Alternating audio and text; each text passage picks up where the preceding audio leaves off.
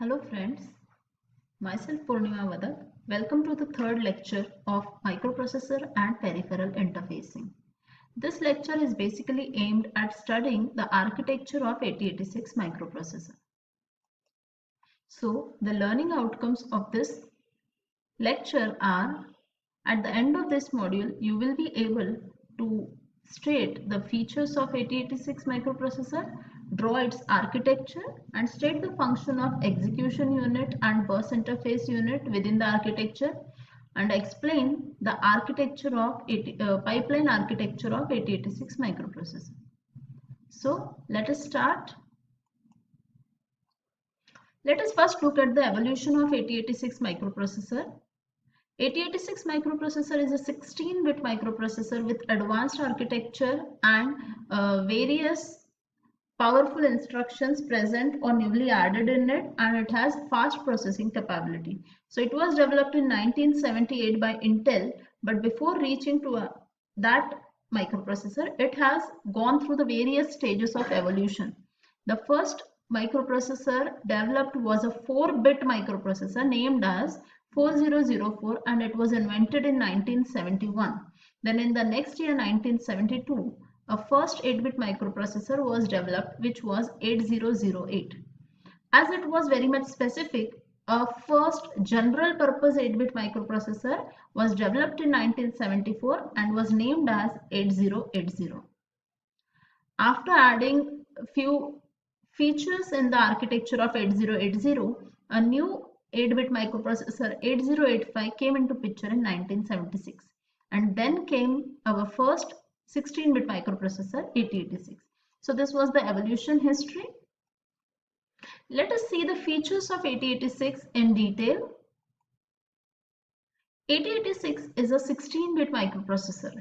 Now, what's the reason for calling it a 16-bit microprocessor? The first thing, it has a 16-bit data bus. That means at a time, it can read the data or write the data to the memory or to any other I/O devices, which can be 16-bit or even 8-bit. Okay, so maximum it is 16-bit. That's why it is called as a 16-bit microprocessor. 8086 has a 20-bit address bus. So having 20-bit address bus makes it possible to access 2 raised to 20, that is 1 megabyte of memory locations. 8086 can support up to 64K I/O ports. That means they can be interfaced to the 8086. The internal registers present in 8086 microprocessor are 14 in number, and each of these register is a 16-bit registers. Besides that, the address and data bus available in 8086 are multiplexed. That means the same bus or the same pins carry the address for a particular time period in a time cycle, and for the remaining time period it carries the data. This multiplexing allows us to have less number of pins in the IC of 8086. Now, to have the synchronization between various activities taking place in 8086 or the various operations like read, write and so on, it requires a clock for the synchronization purpose. So 8086 uses a single phase clock with 33% data cycle to provide the internal timing. And last, the most important feature of 8086 is it has instruction queue. With the help of this instruction queue, 8086 is capable of pre-fetching the 6 instruction bytes from the memory and queue them so that fetch them and store them in the queue while the current instruction is being executed, and hence it helps us to improve the speed or increase the speed of processing. So these were some of the features of 8086. Now,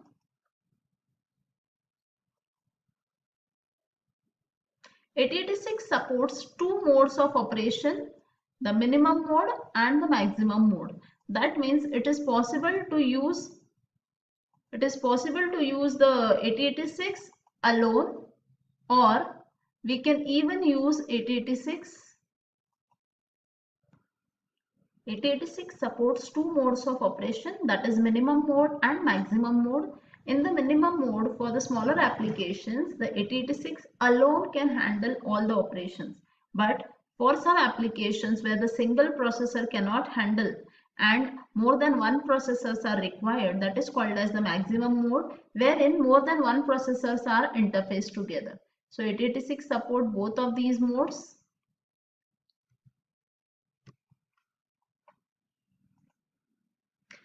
Now this is the basic architecture of 8086.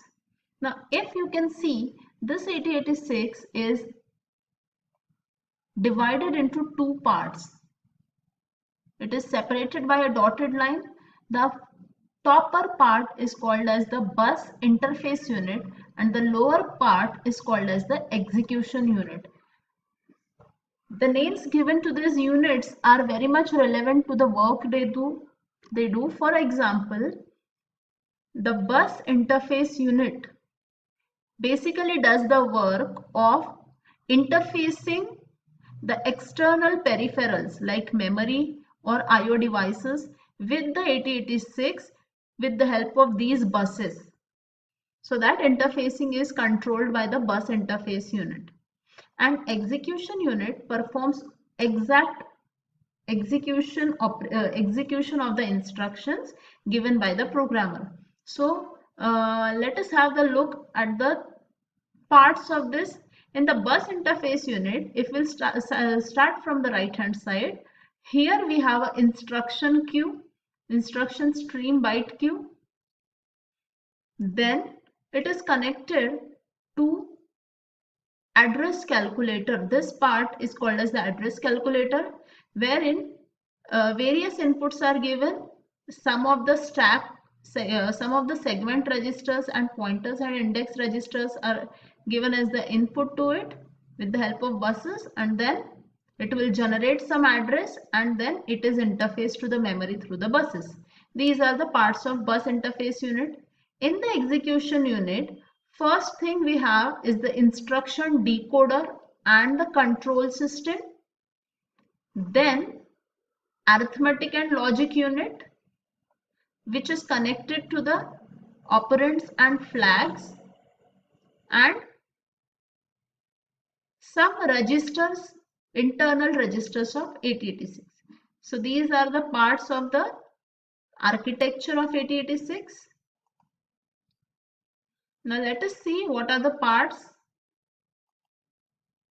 The 8086 CPU is divided into two independent functional parts. That means bus interface unit and execution unit are two separate parts, and because of this separation, as we have divided the work between these two, it helps in speeding up the processing of 8086. So let us see the execution unit in detail. Execution unit first has a control circuitry, instruction decoder, arithmetic and logic unit. So let us see the function of each one of these.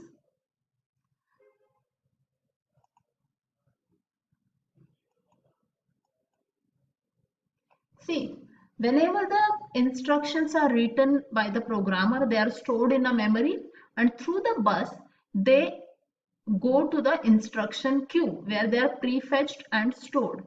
So this prefetched instruction bytes are first of all given to the instruction decoder. The decoder decodes the instruction,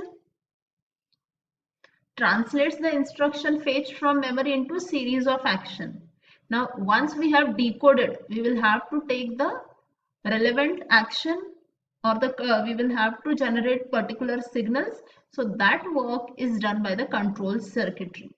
Based on the decoded instruction, it will generate the control signals and they are given to the bus interface unit through the buses. So after getting the required data for operation, the Data is given to the arithmetic and logic unit. It will execute the instruction, whatever will be the instruction, addition, subtraction, any arithmetic, logic or any other operation that will be done by ALU. Whatever is the result obtained after the execution, the results are stored in the register or given to the memory, and the status of the result is reflected in the flag register. We will see about this in detail in the coming lectures. So basically registers are used for temporary data storage and flag register shows the status of the result. These are the execution steps. As I have already explained, the execution unit extracts the instructions from instruction queue, which is present in bus interface unit. Then it decodes the instruction, then generates the operands if it's required for the execution of operation. Then it is given to the BIU, bus interface unit, and request it to perform the read or write bus cycle and perform the operation specified by the instruction on operand. Now bus interface unit, it makes the system bus available for external interfacing, and all the communication of 8086 with the external peripherals is allowed through the bus interface unit. The important part present in it is the physical address calculator. We will see it in detail. So let us see the parts of bus interface unit. It has an instruction queue, segment registers, instruction pointer. Now what is the instruction queue? As we have said that it helps in prefetching the 6 instruction bytes when the current instruction is being executed. Because of this prefetching, the time is being saved, and that is the main aim of this instruction queue. Segment registers, these are basically 16-bit registers, and we will see in the coming lectures that the memory accessed by 8086 is divided into number of segments, and the starting address or the upper 16-bit address of each of these segments are stored in the segment register. Then instruction pointer. Instruction pointer register, it points to the memory location of the next instruction to be fetched. Then the address summing block. Now, as the physical address of any location is 20-bit, but all our registers are 16-bit, the 16-bit address from the segment register and from the offset register are combined in this address summing block.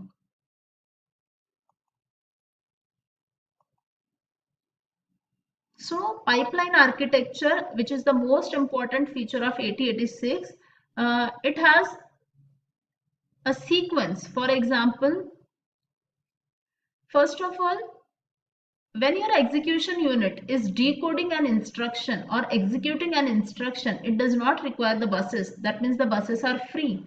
So we can use that buses to fetch the next instruction which we have to execute. So what the bus interface unit fetches the next 6 instruction bytes which are required for the following operation. Now these pre-fetched bytes are stored in a particular register which is called as instruction queue.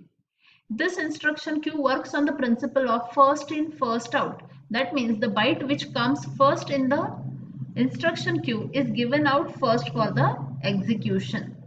Like that, the prefetch and queue scheme greatly speeds up the processing because it will not now require additional time for getting the byte after finishing the execution of current instruction. This fetching the next instruction while current instruction executes is called as pipelining. So this was all about the pipeline architecture. Thank you. See you in the next lecture.